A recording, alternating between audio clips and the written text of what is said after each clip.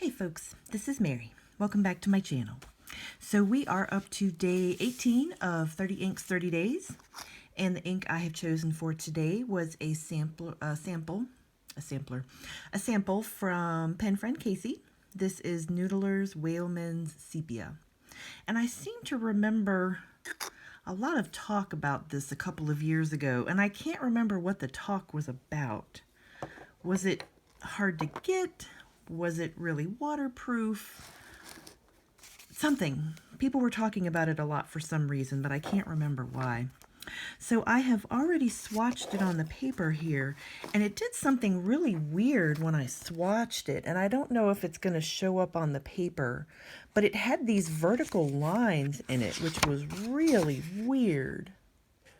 You can sort of see the vertical lines, but it soaked into the paper, and then it was like this pattern of lines came out on it. It was so strange. And it's starting to seep through a little bit on this side. Who is that over there? Oh, that's Texas Bluebonnet. Of course, that's Texas Bluebonnet. That is another aggressive Noodler's ink, but I don't know. I don't know a whole lot about this ink. So we are going to find out. So let me see. This is Whaleman's Sepia.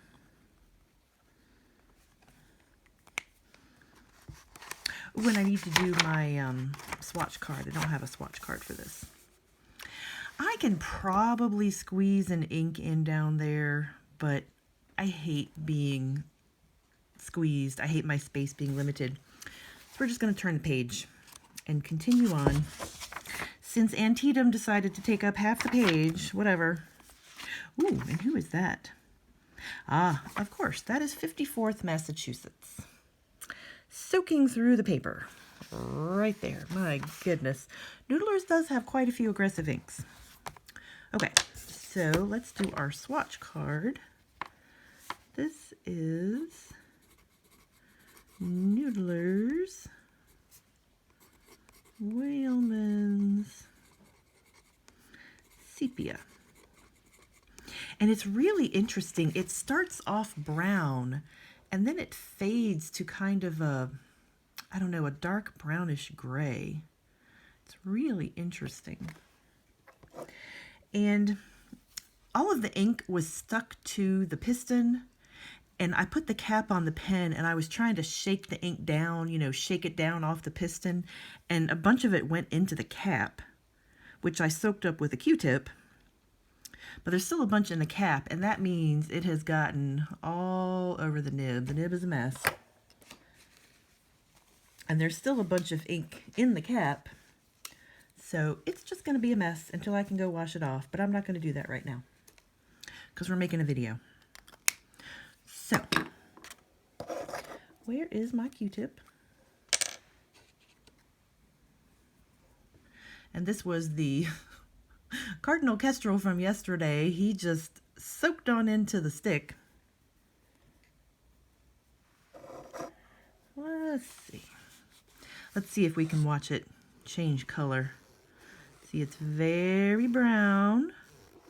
A very dark, kind of a walnutty brown.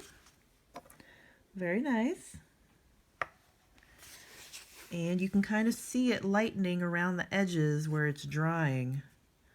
It's lightening into a kind of a gray-brown. Yeah, you can see that along here. It's like it's fading. It's so interesting. And of course, it's really wet in the middle where I put the drip. So it's going to take that a while to dry. So it'll be interesting to see how the really wet, saturated area dries. If it's going to fade to this gray-brown, if it's going to stay more dark brown. Very interesting color. Okay, so we're going to set that aside to dry for a minute. And I'm going to write on our page here, refreshing my memory. Ooh, oh dear. That was my glass nib pen. Let me just put the cap on him so nothing can happen to him. Okay, so today is 4/18. Ooh, can I make a sideways 8? It's like an infinity symbol. Whoop, there we go. And our square.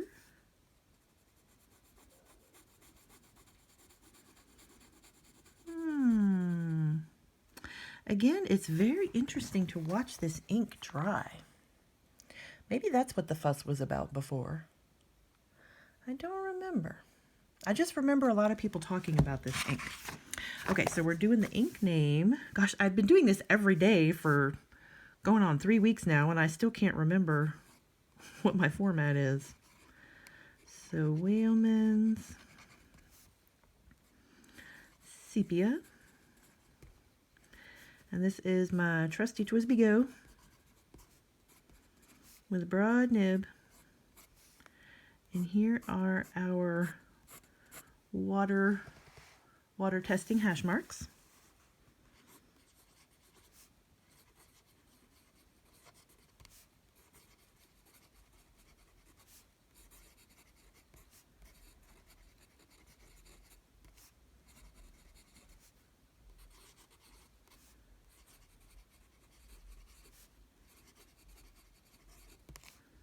Alrighty. So now for a little bit of saturation. Ooh. It's interesting when it skips like that. I don't know if I'm pushing too hard or what. But again, you can see it changing color. I don't know if I'm close enough for you to see. But you can see the ink changing color as it dries. Really interesting.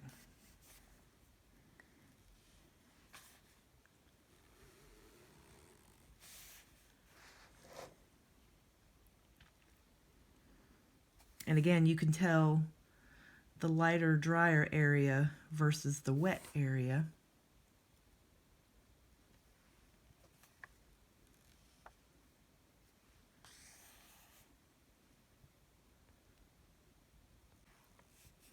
All right, and one final pass. And let's cross our fingers and hope this doesn't completely soak through the paper. Ooh, hang on there, paper. Okay, so what am I doing now?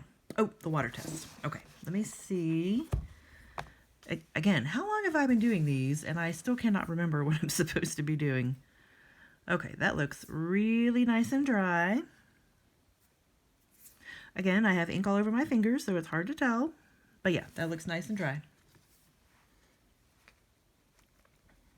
So, oh dear, oh dear. I'm getting brown ink all over my pipette. Look at my pipette. How did that happen? Oh my goodness. Naughty, naughty sepia, what are you doing? It's everywhere. Oh my goodness, did I spill it? I don't know. Is that rubbing off my thumb? Because I have some ink on my thumb. Oh, can you see that?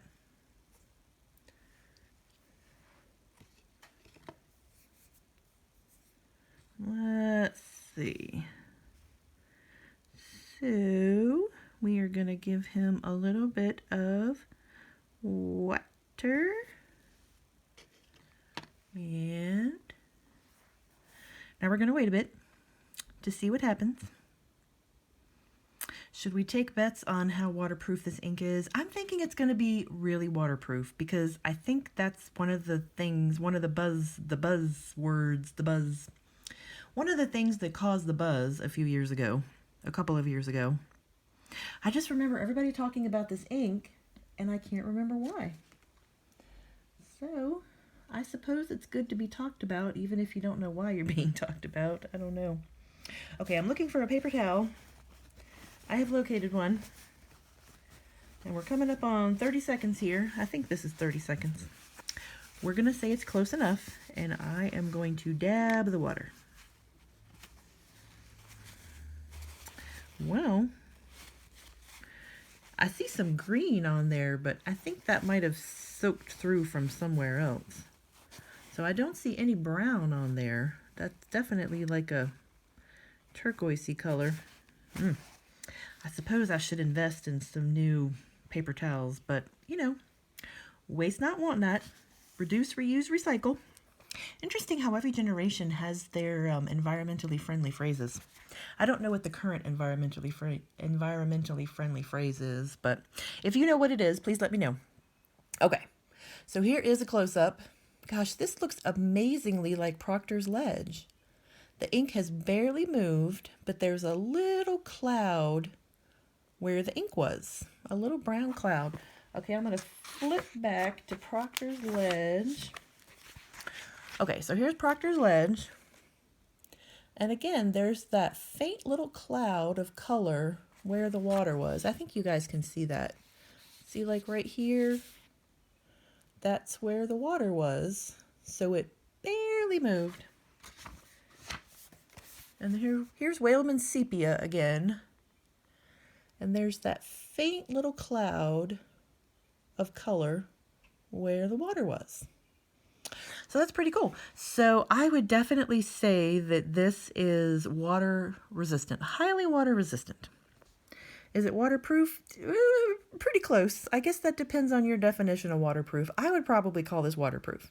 Again, if you're looking for something to address envelopes with, I would feel pretty secure in addressing an envelope with this. Because if you use a ballpoint pen or something, that might run a little bit too. And here is our saturation swatch. Gosh, it's looking almost black over here. It's really, really dark. And then that first pass, it's looking kind of grayish brown. Very interesting ink. Okay, so we're going to set him aside. And now we're going to look at my Midori notebook.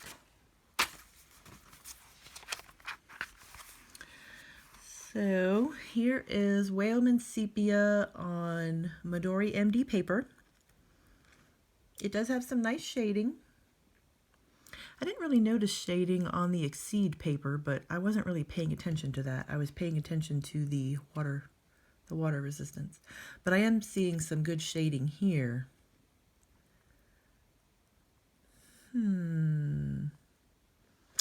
Yes, and oh dear, there's our Cardinal Kestrel smear.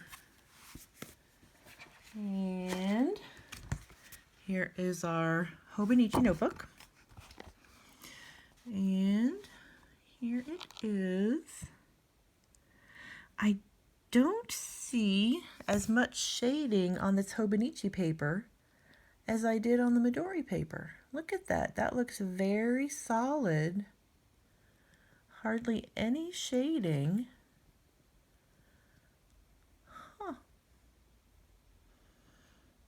So it just looks really solidly brown. I'm going to zoom out a teensy bit so those of you who want to read the quote can read the quote. But yeah, I think on every other ink, the Tomoe River paper has shown the most, has shown the most ink characteristics. But this just looks like a solid brown, like it doesn't have any shading. But it had shading on the Midori paper. That's very interesting. I'm going to look at the Exceed paper again. Not seeing too much shading on this. So it's very interesting that the Midori paper had some shading. Who knew? I see a little bit on Twisby, on the S and the I. And the G. But for the most part, I would say no shading. That's really strange. Okay, so let's check out our swatch card and see how that's looking. So here it is. It's still a little bit wet down there at the bottom. You can see it's kind of shining. But yeah, it's looking brown. Dark brown in the middle where it was very wet. And fading to a lighter brown around the edges and faintly gray around the edges. Okay, so let's see what we have to compare with this ink. Here is Kaweco Caramel Brown. I'm going to zoom out a teensy bit. Okay, caramel, Kaveco caramel brown. That's looking much more red. This is looking, I don't know, like I just stuck my finger in the ink. I'm telling you, this sepia is getting everywhere. The sepia is seeping. Sorry, couldn't resist. Okay, so this is looking more reddish orange, and this is just looking like a dark kind of walnut brown. Here is Diamine Deep Dark Brown, which is darker than caramel brown, but it still has that reddish tone. And this again is just like a dark kind of walnut brown. And I think Noodlers, don't they have a walnut color? I don't think I have any of the other Noodlers colors. I mean, any of the other Noodlers browns. I know there's Beaver and there's brown, what is it, brown 41, I think. And I think there's a Noodlers walnut. Gosh, I don't have any of those. I've been meaning to get them, but I don't have any of them. Okay, so from here, the colors are going to get lighter. So Monteverde Brown Sugar, again, more orange, lighter than Deep Dark Brown, and more orange than Deep Dark Brown, and definitely not matching our Whaleman Sepia. Here is Diamine Macassar, kind of the same category, looking more orange, a bit lighter. Here's Lamy Topaz, looking more reddish, I would say. Now here is Platinum Pigmented Sepia, and that is a completely different color from this sepia, which is very interesting. Completely different color. Oh, here's our friend Antietam. We just did him the other day, looking very orange. There's Diamine Copper, looking very orange. Ooh, and here is Pannonia Gastenia Barna. So much fun to say.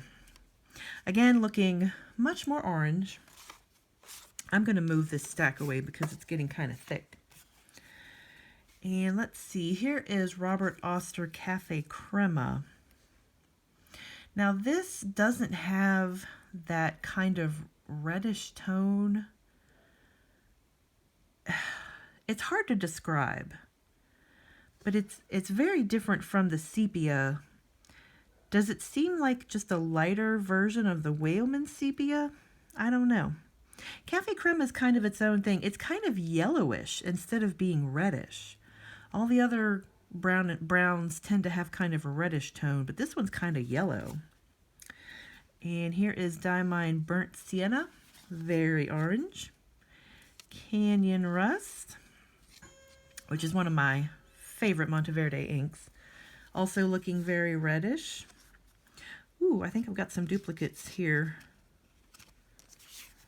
Yep, I've got another Burnt Sienna. So there's another Burnt Sienna.